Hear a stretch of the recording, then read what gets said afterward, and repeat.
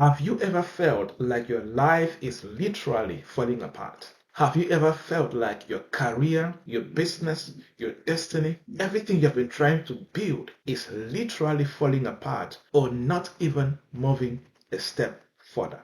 You can build your life and your destiny according to the plans of God for eternal success and earthly success. Your life is like constructing a building, and success depends on following a well designed blueprint.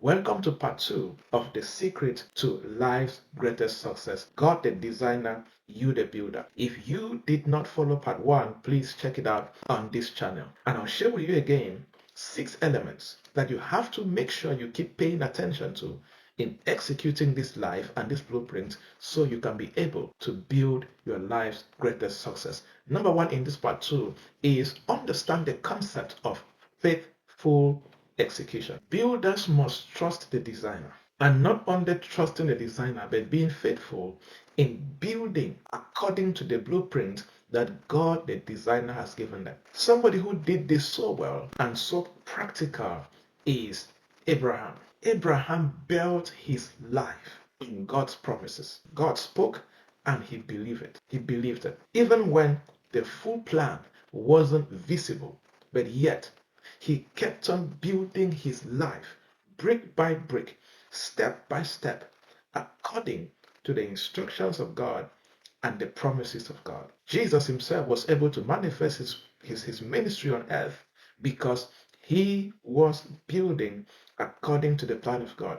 He said that everything that he's doing, he will only do it as he sees his Father doing it. So he was following a blueprint to execute his life here on earth. That is why it's important to discover the blueprint of God for your life and make sure that you respect the concept of faithful execution.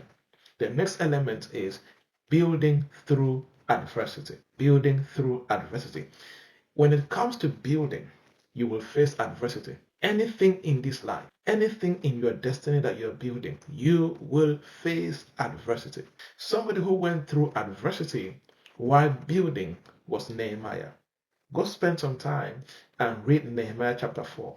Nehemiah made up his mind to rebuild the walls of Jerusalem, and he faced a lot of adversity and opposition. And this proves that God's design can be implemented even in challenging circumstances. What am I saying?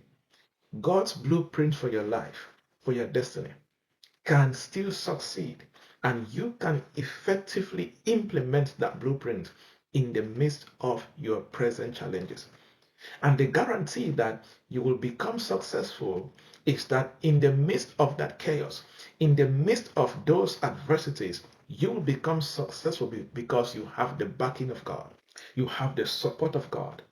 So your success is guaranteed as long as you follow the divine blueprint despite the adversity. Number 3, seeking the master's input. If you will come to a place where you will build your life's greatest success, you need to maintain the concept of seeking the master's input. A builder building a house will constantly refer to the architect's plan. In our case, if you are building your destiny, or when you are building your destiny, prayer and seeking guidance from God becomes very critical in your journey, because the only way that you will stay in alignment with the divine blueprint that God designed for you is only if you stay in constant connection with Him. It's only if you are available at all times for the designer to guide you on how to build. And this is where the place of prayer comes in, the place of spending time in the Word comes in, so that you can always receive the input.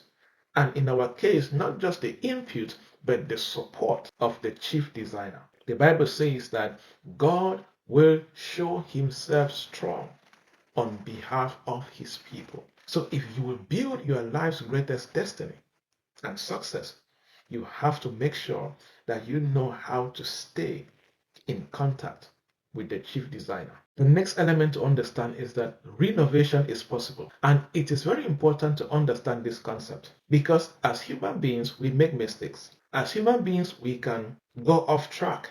As human beings, we can sin against God. But the beauty of God's compassion and mercy is that renovation is possible. That is how I like to put it. Renovation is possible. What does that mean? When life goes off track, when you make mistakes, your designer, God, is so merciful and so compassionate that He will offer you the chance to rebuild. And we can see this in the life of the children of Israel. We see them rebuilding the temple after they went into exile, and God brought them back and gave them the power to rebuild the temple. You can see that in Ezra chapter 3, from verse 10 to verse 13. So, with God, renovation is possible. If you miss out on the blueprint, run back to Him. And by the ecosystem of mercy and compassion, He will give you the grace and the power to continue building. He will prune you, He will refine you, He will cleanse you, He will make you better, and He will give you the grace to continue to build. Do not run away from your designer when you go off track when it comes to following the blueprint of your life. Run back to Him, and the designer will ensure that you continue to follow the blueprint because He is a merciful Father. The next element is building in patience. Buildings, especially great buildings, you don't start them today and finish them tomorrow. Great buildings take time. Great buildings take time. Some even take years and years and years to finish. And God's timing is perfect in our lives. When God spoke to Noah about building the ark, it took Noah 120 years to build the ark. When Solomon started building the temple of God, it took Solomon 7 years, 7 good years to build the temple of God. Great buildings take time. For you to build your life's greatest success, it will take some time. But success is guaranteed as long as you are doing it in partnership with God, as long as you are following the blueprints that God has given you. So do not get worried when you experience delays. Do not get sad when you feel as if it is not happening as soon as you expected. Many a times you are just going through the process of building. And you need to go through that process before you enjoy the blessings of achievement. Building requires patience, and great buildings take time. You are a great building. Your destiny is great. So sometimes when delays do happen, understand it is because of the size, the magnitude, and the greatness of your destiny that you are going through that longer building process. Next element to consider is building for future generations. People who build their life's greatest success, they don't build for short term. They don't build for immediate gratification. They don't build for themselves. They build with the consciousness. They build their lives with the consciousness that my life is not only affecting me, but my life will be a testament to the next generation coming after me. Your work is not just for you. Your career, your business, whatever you're building is not just for you. We can see this in the life of King David. King David's preparation for the temple to ensure that Solomon had everything needed to build the temple for the glory of God is one of the best ways to explain how to build and prepare for the future generation. Even King David said in 1 Chronicles chapter 22 verse 5, David said, my son Solomon is still young. Look at that mindset. My son Solomon is still young and inexperienced. And since the temple is to be built for the Lord, must be magnificent, must be a magnificent structure, famous and glorious throughout the world, I will begin making preparations for it now. Look at that mindset.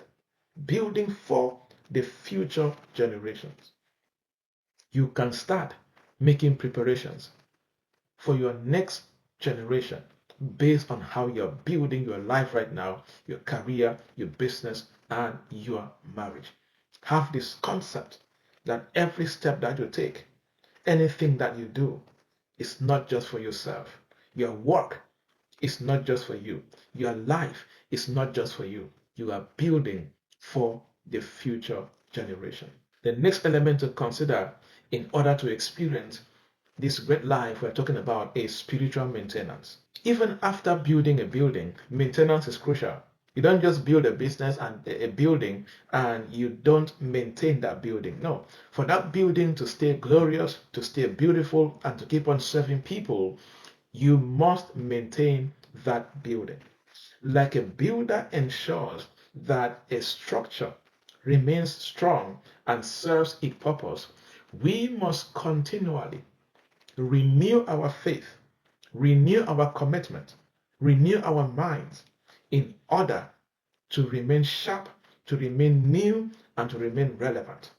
Because when you don't do the renewal, the maintenance, you will end up getting yourself irrelevant as far as the society is concerned and even as far as your immediate family is concerned. Romans chapter 12 verse 2 talks a lot about the renewing of our minds. We need to transform the way we think, consistently renewing and transforming and becoming better and better. Don't move away from the presence of God because you have achieved success. No, you need to stay in the presence so that He can keep on sustaining you so that you end this life with a great testimony and with something relevant for the next generation.